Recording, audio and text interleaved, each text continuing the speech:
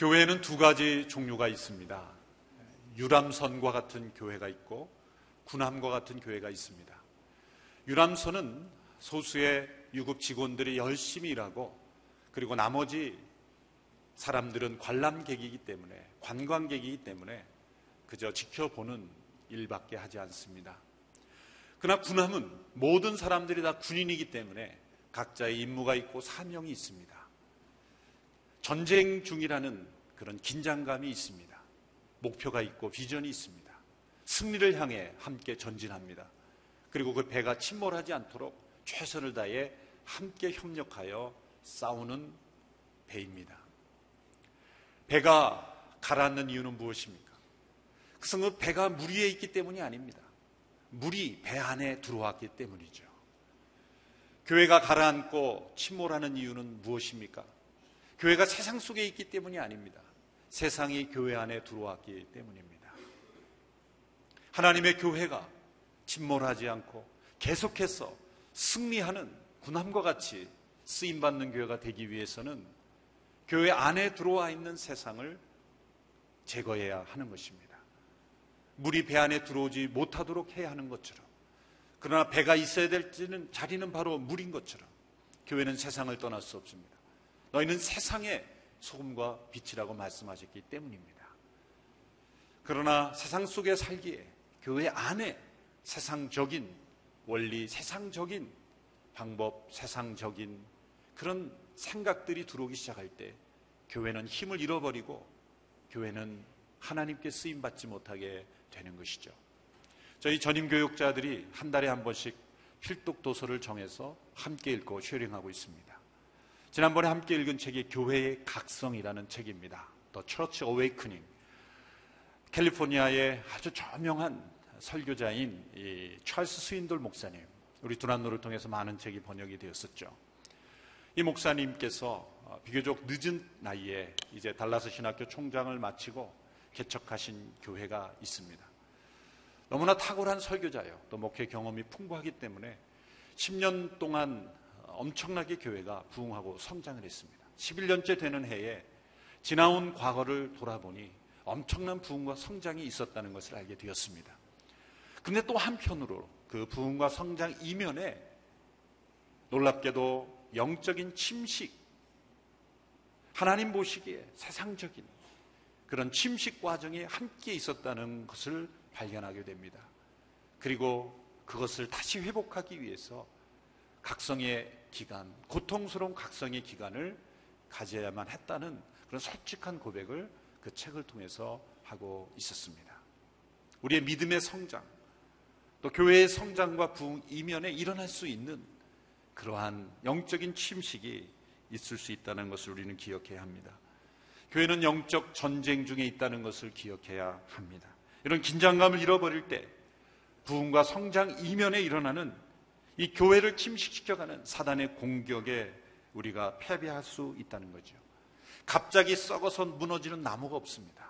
또 갑자기 무너지는 교회 없습니다. 한때 건강했던 많은 교회들, 그 성장의 과정 속에 서서히 이루어지는 침식을 깨닫지 못할 때 교회는 무너지게 되는 것입니다. 사단은 에덴 동산에서 첫 번째 아담을 쓰러뜨렸습니다. 두 번째 아담이신 예수 그리스도를 쓰러뜨리려고 광야에서 시험했으나 실패했습니다. 십자가를 지지 못하게 하려고 했으나 예수님은 십자가로 승리하셨고 하나님의 구원의 계획이 이루어졌습니다. 사단은 그 이후로 자신의 계획을 포기했을까요? 포기하지 않았습니다. 사단은 예수님께서 이루신 놀라운 구원의 계획이 증거되지 않게 하기 위해서, 전파되지 않게 하기 위해서 복음 전파를 방해할 뿐만 아니라 교회를 무너뜨려서 예수께서 메시아임이 증거되지 않도록 하기 위해 끊임없이 지금도 활동하고 있습니다. 그래서 사탄은 교회를 열심히 다닙니다. 사탄은 열심히 다니고 있습니다. 복음서에도 보면 예수님께서 귀신을 쫓아내신 가운데 회당에서 여러 번 귀신을 쫓아냈죠. 회당에도 귀신이 있었던 것처럼 사단은 지금도 교회를 열심히 다녀요. 왜? 믿는 이들을 회방하고 공동체를 무너뜨리기 위해서 열심히 활동합니다. 가장 중요한 공격 대상이 누구겠습니까? 저와 같은 목회자들이죠. 목회자들이 무너지면 교회가 무너지는 것은 너무나 쉽기 때문에 목회자들이 가장 중요한 1차 공격 대상이죠. 팀 라헬이라는 분이 쓴 목회자가 타락하면이라는 책을 보면 그분이 미국에서 어느 비행기로 여행을 하는 중에 자기 옆에 앉은 사람이 정체를 알게 되고 깜짝 놀랐다는 거죠. 근데 그 사람은 어떤 사람이었냐면 달라스 지역에 목회자들의 타락을 사탄에게 요청하는 그런 모임이 있다는 거예요. 근데 그 기간에 엄청난 목회자들의 스캔들과 여러 가지 어려움으로 무너졌었다는 거죠. 또한 사탄은 성도들의 공동체를 무너뜨립니다. 교제를 약화시킵니다. 이런 생각을 불어넣습니다. 교회는 다니되 너무 사람들과 깊이 인발할 필요가 없다. 너무 깊이 교제할 필요가 없다. 점점 교제를 멀리합니다. 기억하십시오. 신앙의 성장과 성숙은 반드시 관계와 공동체를 통해 이루어지는 것입니다. 나 홀로 믿음이라는 건 존재하지 않습니다. 혼자 할 수 없는 것 두 가지, 결혼과 예수 믿는 것입니다. 나 혼자 믿는 것은 진정한 믿음이 될 수 없어요. 반드시 누군가로부터 도움을 받고 누군가를 돕고 서로 사랑과 선행을 격려하는 이 교제의 공동체가 있지 않으면 우리는 쉽게 무너지게 되는 것입니다. 또한 교회 안에 있는 리더십들을 공격합니다. 교회 밖에 있는 사람들을 통해 교회를 공격하면 교회는 언제나 더 강해졌습니다. 역사적으로 핍박이 있을 때마다 교회는 더 거룩해졌고 더 부흥했습니다. 그런데 교회 안에 있는 리더십들의 그 신앙을 내적으로 내면의 신앙을 침식시킴으로써 교회를 공격해 왔던 것입니다. 오늘 본문의 이야기가 바로 그 이야기를 보여주고 있습니다. 초대교회의 아름다운 부흥과 초대교회의 그 놀라운 성장 이면에 있었던 그 신앙의 침식, 한 리더십 가정의 그러한 무너지는 모습을 통해서 우리에게 교훈을 주고 있는 것입니다. 오늘 본문의 내용을 보면 성령 충만한 초대교회에서는 있을 수 없는, 또 있어서는 안 되는, 있으리라고 생각하지 못하는 그러한 일들이 기록되어 있습니다. 성경은 정직한 책이요 진실한 책입니다. 좋은 이야기들로만 꾸며 있지 않습니다. 있는 그대로의 진실을 나타내고 있습니다. 오늘 본문의 이야기의 개요는 이렇습니다. 아나니아와 삽비라라고 하는 초대교회 한 부부가 그들 소유의 땅을 팔아서 헌금을 했습니다. 이 부부는 땅을 판 값을 전부 내지 않고 일부를 감췄습니다. 그리고는 전부를 내었다고 거짓말을 했습니다. 그때 베드로는 영분별의 은사를 가지고 있었기 때문에 그들이 거짓을 말하고 있다는 것을 알게 되었고 아나니아를 지적하게 됩니다. 베드로가 아나니아를 책망할 때에 그 말을 듣고 쓰러져서 그 자리에서 죽게 됩니다. 아나니아가 죽은 지 3시간 후에 그의 아내 삽비라가 찾아옵니다. 남편이 죽은 것을 모르고 찾아온 삽비라에게 베드로는 질문합니다. 땅을 판 값이 이것이 전부냐? 네, 그것입니다. 그것이 전부입니다. 그 말을 들은 즉시 역시 남편처럼 베드로의 발 앞에 엎드려서 죽게 되었습니다. 끔찍한 사건이죠. 저는 어렸을 때 이 사도행전의 이야기를 처음 들을 때 굉장히 두려웠어요. 왜냐하면 어렸을 때 부모님이 헌금 내라고 주신 돈을 헌금 내지 않고 과자를 사 먹었던 적이 있기 때문이죠. 딱 한 번 그랬습니다. 딱 한 번. 이 스토리가 우리에게 충격적인 이유는 뭡니까? 아나니아 삽비라가 불신자가 아니었다는 거죠. 땅을 팔아서 헌금을 내야 되겠다고 결심할 정도면 초신자는 아닙니다. 어느 정도 헌신된 사람들이죠. 또 그 거짓말한 대가로 인해서 주어진 형벌이 죽음이었다는 거죠. 엄청난 충격이죠. 하나님께서 왜 이런 엄청난 충격적인 사건을 초대교회에 허락하셨는가를 알기 위해서 본문의 배경을 좀 더 세밀히 살펴보아야 합니다. 이 사건의 배경은 4장 후반부에 나오는 초대교회 성도들이 어떻게 공동체 생활을 했느냐의 그 배경을 가지고 있습니다. 4장 32절의 말씀을 우리 같이 한번 읽겠습니다. 4장 32절 말씀 시작. 믿는 사람들은 모두 한마음 한뜻이 됐습니다. 자기 재물을 조금이라도 자기 것이라고 주장하는 사람이 없었고 가진 것을 모두 공동으로 사용했습니다. 이 말씀은 초대교회 공동체의 특징을 잘 보여주는 말씀입니다. 그들은 그들의 재산을 자기 것이라고 생각하지 않았다는 거죠. 공산주의처럼 사유재산을 부인했다는 것이 아닙니다. 그들은 자신의 재산을 가지고 있었습니다. 그러나 누군가 궁핍한 사람이 있을 때 그들은 자신의 땅과 집을 팔아서라도 필요를 따라 나누어 주는, 물질을 함께 공유하는 공동체였다는 거죠. 코이노니아라는 교제라고 번역되는 단어는 원래 음식을 나눈다는 의미보단 물질을 나눈다는 의미가 훨씬 더 강한 단어입니다. 얼마나 아름다운 공동체입니까? 어쩌면 아나니아와 삽비라도 이런 아름다운 공동체의 모습을 보고 변화된 사람일 수도 있습니다. 그런데 4장 36절, 37절에 보면 특별히 한 사건을 주목하여 기록하고 있습니다. 이러한 전체적인 분위기 가운데 36절, 37절에 바나바라고 하는 사람이 한 행동을 주목하여 기록하고 있습니다. 36절, 37절의 말씀을 같이 읽습니다. 시작. 기프로스 출신인 요셉이라는 레위 사람이 있었습니다. 사도들은 그를 바나바라고도 불렀는데 바나바는 위로의 아들이라는 뜻입니다. 그 사람이 자기의 밭을 팔아서 그 돈을 사도들의 발 앞에 갖다 놓았습니다. 이 바나바라고 하는 사람의 특별한 헌신을 기록하고 있습니다. 위로의 아들이라고 불리우는 사람입니다. 얼마나 많은 사람들을 위로했으면 위로의 아들이라고 불렀을까요?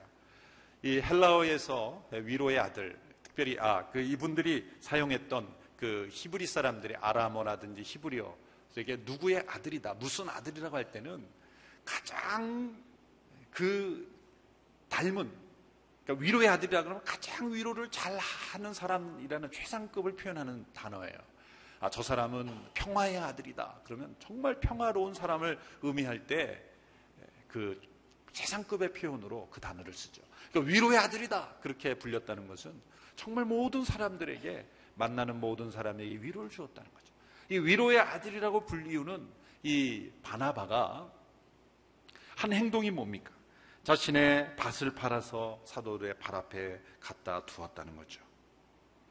초대교회 성도들에게 참 큰 도전과 충격이 되었을 것입니다. 이때 아나니아와 삽비라 부부에게도 큰 도전이 되었을 것입니다. 그리고 어쩌면 우리도 바나바처럼 이렇게 헌신해야 되겠다, 그런 마음이 들었을 것입니다. 그래서 이들은 결심했습니다. 자신들의 재산을 함께 팔기로 결정했습니다. 그래서 이들이 재산을 팔아서 이제 사도들에게 갖다 주는데 이상한 행동이 추가되었다는 것을 오늘 본문의 1절, 2절에 기록되어 있습니다. 1절, 2절 말씀 같이 읽습니다. 시작. 아나니아라는 사람은 그의 아내 삽비라와 함께 재산을 팔았습니다. 그는 그 돈의 일부를 떼어 자기 것으로 숨겨두고는 나머지를 사도들의 발 앞에 가져와 바쳤습니다. 그의 아내도 이 사실을 다 알고 있었습니다. 어떤 이상한 행동이 추가됐습니까? 팔아서 바쳤는데 일부를 떼어서 자기 것으로 숨겨두고 전부라고 말한 것입니다. 놀라운 것은 이 사실을 아내도 다 알고 있었습니다. 부부가 함께 결정했다는 거죠. 9절에 보면 이 베드로가 책망할 때 너희가 어째서 서로 짜고 주의 영을 시험하려고 하느냐, 서로 짜고 함께 결정했다는 거죠. 여러분, 부부가 함께 사는 이유가 무엇입니까? 그것은 어느 한 사람이 넘어지고 쓰러지고 하나님의 뜻 가운데 있지 않을 때 다른 배우자가, 그 배우자가 하나님의 뜻대로 살도록 일으켜 세워주고 또 때로는 도전해주고 경고하고 하나님의 뜻 가운데로 살도록 인도해 주도록 부부가 함께 살도록 계획하신 것이죠.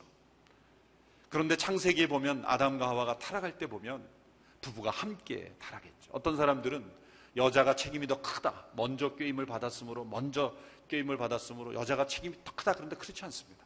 함께 결정한 거, 함께 책임을 지는 것입니다. 왜 그렇습니까?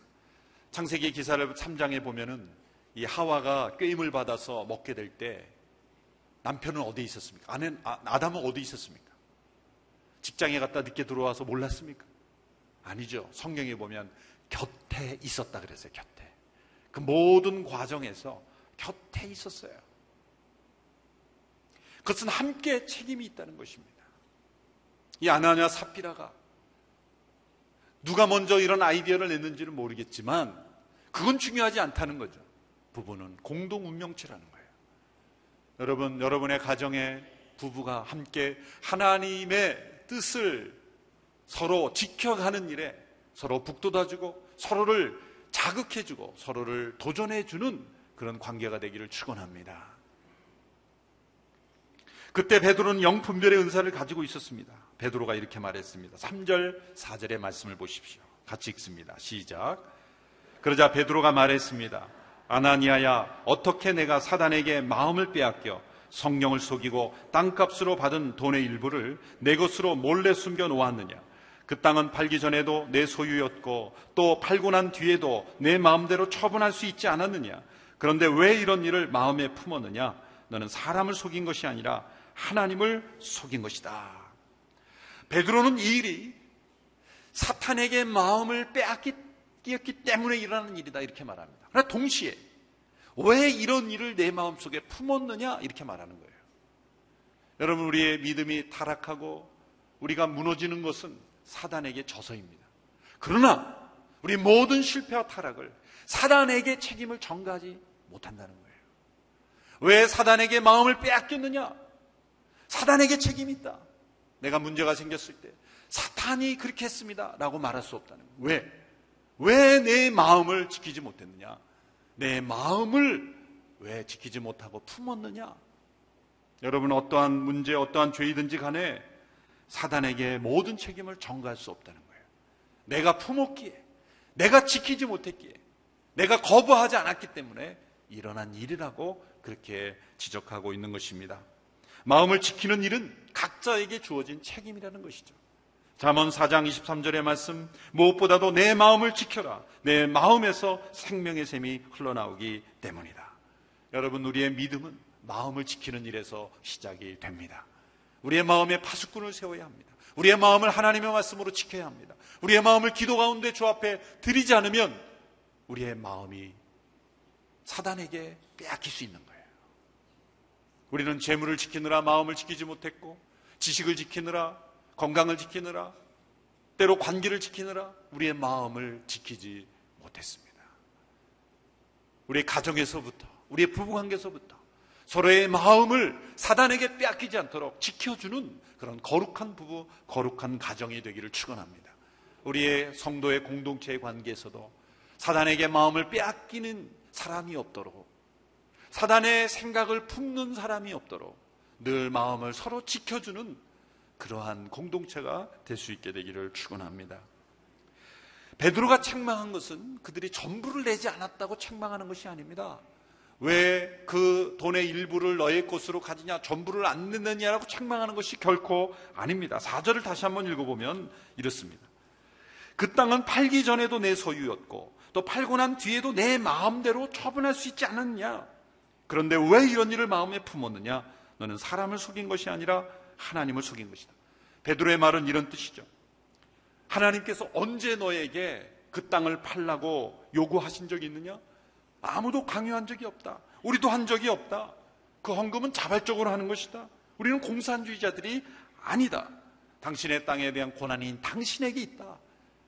팔기 전에도 팔고 난 뒤에도 전적인 권한은 1차적으로 하나님이 당신에게 맡겨진 것이기 때문에 일부를 자기의 것으로 하고 일부만 내도 그것은 문제되는 것이 아니다. 얼마를 냈느냐가 중요한 것이 아니다. 전부냐 일부냐가 중요한 것이 아니다. 너의 문제는 일부를 가져와 놓고 전부라고 거짓말을 한 것이다. 이게 가장 중요한 포인트인 것입니다. 아나니아 삽비라가 전부를 바치지 않았다고 지금 하나님께서 징벌 내리시는 것이 아니에요. 베드로가 더 많은 헌금을 필요해 하는데 이거밖에 안 내느냐고 다그치는 것도 아닙니다. 너에게 전적인 주어진 거다. 하나님 너에게 자유를 주셨고 너희 믿음의 정도에 따라 자발적으로 헌신할 수 있도록 너에게 준 권한이다. 문제는 왜 일부를 냈고 전부를 냈다고 말하느냐. 그것을 책망하는 거죠. 여러분, 왜 이 부부는 일부를 내면서 전부를 냈다고 거짓말을 하기로 함께 결정을 했을까요? 정말 안타깝죠. 그래도 헌금을 낸 사람들 아니에요. 안 낸 사람들도 많을 텐데 그래도 이렇게 낼 정도면 얼마나 참 기특한 마음이에요. 그런데 왜 일부를 내면서 전부를 냈다고 거짓말을 했을까요? 왜 처음에 아름다운 마음을 지키지 못하고 사단에게 마음을 빼앗을까요? 그것은 바로 이 부부의 마음속에 비교의식이 있었기 때문입니다. 한글 성경에는 생략되어 있지만 원문에서 5장은 그러나라는 접속사로 시작합니다. 그것은 4장에 일어난 이 바나바의 헌신 사건과 이 아나니아 삽비라의 사건을 서로 대조하고 있는 거죠. 바나바가 자신의 모든 것을 다 헌신했을 때 교회 모든 성도들은 바나바로부터 위로를 받고 또 영적인 영향을 받고 또 칭찬을 받았을 것이 분명합니다. 바로 그때에 아나니아 삽비라는 그 마음속에 시기심이 일어난 거예요. 경쟁심이 일어난 거예요. 우리도 할 수 있다. 우리도 인정받아야 된다. 그 비교의식이 경쟁의식이 되고 경쟁의식이 시기심이 되고 시기심이 불타올라 결국은 성령을 속이고 하나님을 속이는 데까지 나갔던 거예요. 그들은 주도권을 놓치고 싶지 않았습니다. 자신들도 바나바처럼 충분히 인정받을 수 있는 사람이라는 생각이 들었습니다. 아니, 더 인정받고 싶었던 것입니다. 바나바가 자신의 전부를 내놓았으니 자신들도 그에 못지않게 전부를 내놓아야 된다는 생각이 있었습니다. 자신들은 실제보다 더 영적인 사람, 더 헌신된 사람, 더 충성스러운 사람처럼 보이고 싶었던 것입니다. 거짓말을 해서라도 영적으로도 탈옥한 사람처럼 인정받고 싶었던 것입니다. 그것이 바로 위선이요 거짓이었던 것입니다. 여러분, 사단이 이렇게 부흥하고 성장하고 아름다운 공동체를 이루어갔던 초대교회를 공격할 때 어떻게 공격했는지를 우리는 기억해야 합니다. 성도 간의 비교의식을, 경쟁의식을 시기심으로, 미움으로, 위선으로, 더 나아가 성령을 속이고 하나님을 속이는 데까지 나아가도록 했다는 거죠. 하나님 앞에서 행하는 것이 아니라 사람 앞에서 행하는 것이 되었다는 것입니다. 헌신을 위선으로 바꾸게 되었다는 것입니다. 하나님과 가까운 사람처럼 보이려고 하나님을 속이게 되었다는 것입니다. 세상이 교회 안에 들어오게 되었다는 거예요. 그래서 하나님께서는 이 세상이 교회 안에 들어오는 것을 막기 위해서 이 엄청난 충격적인 사건을 하나님께서 허락하신 것입니다. 그럼에도 불구하고 하나님께서 이들을 너무 심하게 다룬 것이 아니냐라는 우리의 마음속에 그런 질문을 우리가 잠재우기가 어렵습니다. 왜 이렇게 아나니아와 삽비라를 엄하게 다루셨는가?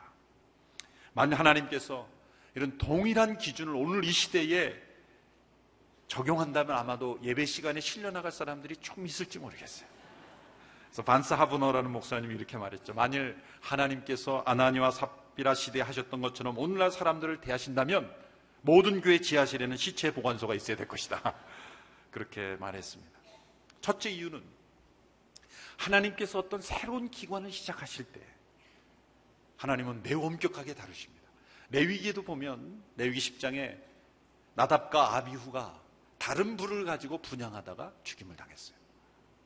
어쩌면 실수일 수 있어요. 왜 하나님께서 그런 작은 실수처럼 보이는 일도 엄격하게 다루시는가? 그게 제사제도가 처음 시작될 때였어요. 거룩하고 순결하게 지켜야 될 그 공동체를 하나님께서 엄격하게 다루신 거예요. 지금 초대교회 4장의 모습을 보면 정말 천상의 모습이에요. 이 세상에서 바라볼 수 없는 세상과 다른 사랑의 공동체죠. 자기의 재산을 자기 것이라고 여기지 않는 그런 아름다운 코이노니아의 공동체, 그런 아름다운 공동체, 순결한 공동체를 지키기 위해서 이런 작은 거짓말처럼 보이는 그런 행위도 하나님이 용납하지 않는다는 거예요. 그 초대교회의 거룩과 순결을 지키기 위해서 하나님께서 엄하게 다루신 거죠. 우리가 새 옷을 입으면 작은 흠도 실오라르기 하나라도 터진 것이 합당하지 않은 것처럼 고쳐야 되는 것처럼 하나님께서 아름답고 거룩하고 순결한 공동체를 보존하기를 원하셨다는 거죠. 5장 11절에 보면 이렇게 되어 있습니다. 온 교회와 이 일에 대해 소문을 들은 모든 사람들은 큰 두려움에 사로잡혔습니다. 14절에 보면 그 결과로 점점 더 많은 사람들이 주님을 믿게 되어 그 수가 늘어났다 그랬습니다. 교회의 각성은 이 거룩과 순결을 회복하는 것입니다. 교회가 교회다워지면 사람들이 교회로 안 나올 수가 없는 것입니다. 이 세상이 왜 교회를 비난합니까? 교회 안에 세상이 있기 때문이죠. 교회 안에 이 세상보다 더 큰 경쟁심, 시기심, 서로 간의 다툼이 있기 때문이에요. 알력 다툼이 있기 때문이에요. 서로 간의 권력 다툼이 있기 때문이에요. 세상의 정치적인 나쁜 것이 교회 안에 들어있기 때문이에요.